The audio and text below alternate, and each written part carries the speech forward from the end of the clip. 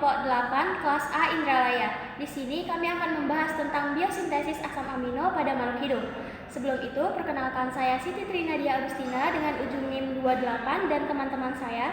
Saya Umi Aulia dengan NIM 010.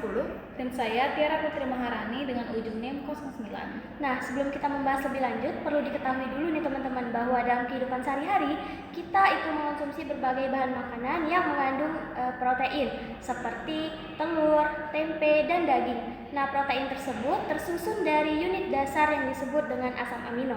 Nah, pada video ini kami akan membahas bagaimana makhluk hidup mendapatkan asam amino yang dibutuhkannya, baik melalui makanan maupun melalui proses biosintesis di dalam tubuh.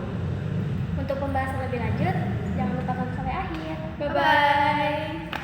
Asam amino merupakan senyawa organik yang berfungsi sebagai penyusun utama protein.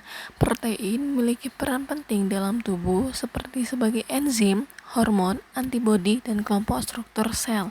Selain itu, asam amino juga berperan dalam pembentukan senyawa lain seperti neurotransmitter dan nukleotida. Oleh karena itu, ketersediaan asam amino sangat penting untuk menjaga fungsi metabolisme tubuh. Berdasarkan kemampuannya untuk disintesis, asam amino dibagi menjadi dua, yaitu asam amino esensial dan non-esensial. Makhluk hidup memperoleh asam amino melalui dua cara utama, yaitu dari makanan dan melalui biosintesis dalam tubuh. Pada hewan, asam amino diperoleh dari makanan yang mengandung protein. Protein tersebut dicerna menjadi asam amino di dalam saluran pencernaan, kemudian diserap dan digunakan untuk sintesis protein baru atau kebutuhan metabolisme lainnya. Namun, tidak semua asam amino dapat disintesis oleh tubuh.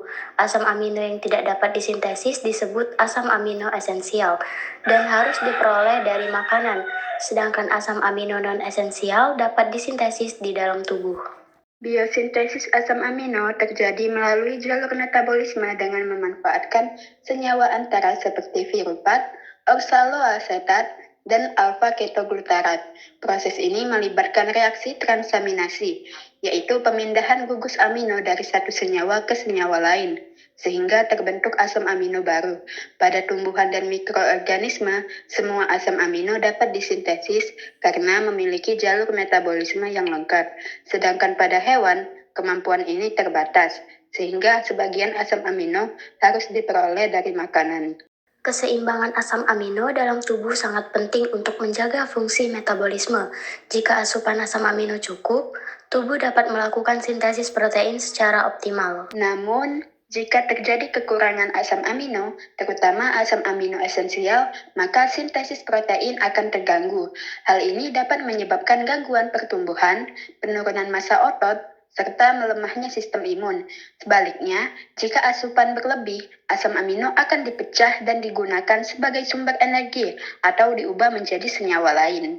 Nah, berdasarkan pembahasan yang telah dilakukan, dapat disimpulkan bahwa asam amino merupakan komponen penting dalam tubuh yang berperan dalam berbagai fungsi biologis. Makhluk hidup memperoleh asam amino melalui makanan dan biosintesis dalam tubuh. Hewan hanya mampu sintesis sebagian asam amino, sedangkan tumbuhan mampu mensintesis seluruhnya. Oleh karena itu, keseimbangan asupan asam amino sangat penting untuk menjaga kesehatan dan fungsi tubuh. Baik, mungkin itu saja yang bisa kami sampaikan. Semoga bermanfaat. Kami akhiri. Wassalamualaikum warahmatullahi wabarakatuh. Bye-bye guys. Bye di kelas SK.